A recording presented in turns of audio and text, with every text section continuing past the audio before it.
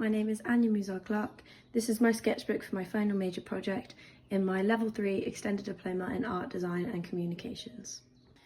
To begin with, I started with a plan on what I wanted to do. I knew I wanted to use lots of textures and colours, and I wanted to kind of keep going with my sort of theme of doing something kind of 3D or with sort of a textural side to it. I knew I wanted to have a look at some colour, so to start my book off, just to kind of get something going, get the ball going, I found some oil spills in the car park and I thought the colour effect of them was really, really lovely, and I thought it was something that I might want to just put down in my book just so I could use it as later reference, that sort of thing. And this is where we kind of get on to the start of my project. I decided to go with a word for this topic and I went with resplendence. I've now refined it into a bit more of a title, so it's resplendence in natural and unexpected beauty. So it's kind of like finding that sort of exquisite opulence in nature, but also in things you wouldn't expect. For example, a random oil spill you would find on the ground. So I've done a mini mind map just to kind of show the words that I associate with it, and then I quite liked how I did the background based off this very, very famous painting here. Yeah, I just wanted it to be sort of like a big jumble of colours and textures and just kind of everything like married together. What I enjoy about these projects is the freedom to kind of learn new techniques and skills. So I knew this topic I wanted to do something different. So I had a look on Pinterest and I saw some images that related to resplendence, and I saw a lot of textural pieces, which I think was right down my alley, and I really, really liked the idea of beading. And then I also wanted to continue doing portraiture because that's something that I found I really, really enjoy, and I'd like to kind of contribute that into it, but I wasn't at this stage quite sure how. I did create a Pinterest board, which I have linked in my digital sketchbook and my other presentations, just so you can kind of see the vibe I was going for. So from that I knew I wanted to kind of have a go at beading and embroidery, so just using like a regular sort of reference from Pinterest, I just made some nice easy shapes. So I did a lime and a raspberry. Stupidly, I have left those physical copies at college, which I'm a little bit annoyed about, but they did look very good and I really, really liked the feel of them. They were very tactile, and I think that's what kind of pushed me more towards beading, because I think having a bit more of an immersive FMP would be really, really nice. Like you can feel it and you can see it, and I think that's what I wanted to look at a bit more. I did also find it quite tricky, but I think I found good ways around it, and I watched some tutorials, and I think I can definitely, if I repeated this, I would do it a lot quicker and it would probably be a little bit more polished looking. So here we have our first artist, and it's Hunterwasser, I think that's how you say his name.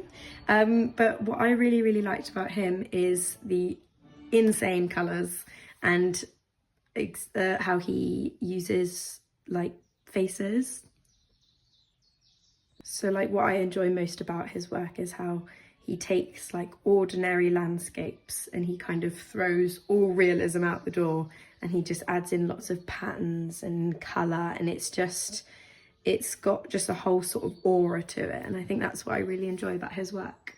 So for my experiments, stemming off of my sort of finding of the oil spills, I wanted to look at marbling.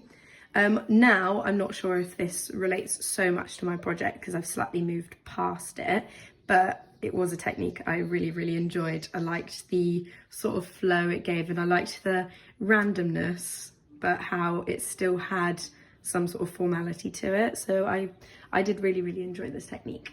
So for my second artist, I've got Kathleen Ryan, and this is where my title starts to link in with natural and unexpected beauty.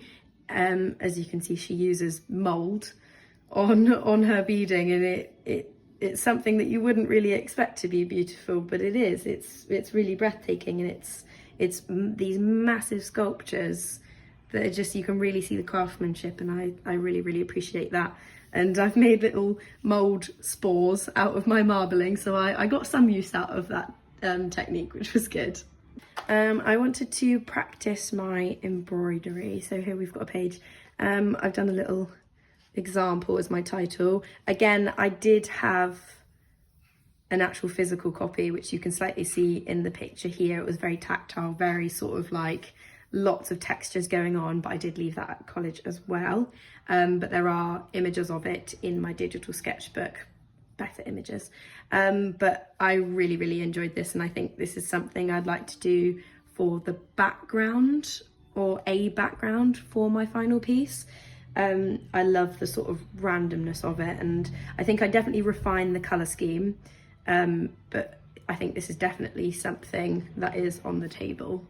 On this page we have a quick look at the pathway I'm looking at, and that is fine art. So I've just kind of got an explanation of what it is and the sort of fine art I want to look at. And then on this page here, we've got a look into my career. I'm still a little bit undecided, so I've kind of put my whole plan there. So we've got my current work, possibly going to university just so I can get those degrees to do a career in the future. Traveling, I know that's not a career, but I thought it was something nice to add just for experience. And then my top two career choices would either be a primary school teacher or a secondary school art teacher. Yeah. So next we have my printed project proposal. I've printed all the slides, but you can see them more in depth and read it obviously on the actual proposal digitally. So I've got the theme, all of my artists, and a few ideas, and that's it really. Next we have a bit of primary research. This is when I visited the National Gallery, and I really like this page because I made it a bit like a frame. And I've just got sort of all of the images that I'd taken pictures of, and these were my sort of favourite ones. I really enjoy the sort of old, slightly Renaissance oil paintings. I think I just love the way they do the fabrics and how they add the accents of gold, and I just think they're the most beautiful thing to look at, and I think that's something I'd like to use in my project because my theme is essentially about beauty. But what I like about these is it's not a typically beautiful woman, she's gorgeous, but in nowadays if you saw like this woman walking about, you wouldn't pause and you wouldn't normally say, because she's not the beauty of standard now. And I think that's what I really like, is how they can capture these sort of women doing ordinary things on an ordinary day and turn it into something that's just so lovely. It's just really beautiful to me. That is it so far. So I've just got a painted background here, and then you can see from these pages I have my plans for each page, so I write them down in pencil just so I know what I'm going to be doing. I've got my feedback sheet here, which I'm going to apply to the rest of my book, so I will be tying in some like what went wells and what I liked about each topic, just so I can reflect back on each one. I've got some more primary research where I did my own photography, and I have some other artists ready to go just so they can be placed in my book. But other than that, that is everything. I do also have my checklist, which I've been using to just make sure I keep up to date with everything. And you can see I'm filling out quite a lot, and I've just got mainly this page to do left. But other than that, I think the project is going quite well, and I'm really looking forward to seeing what the other half of it is like. Thank you.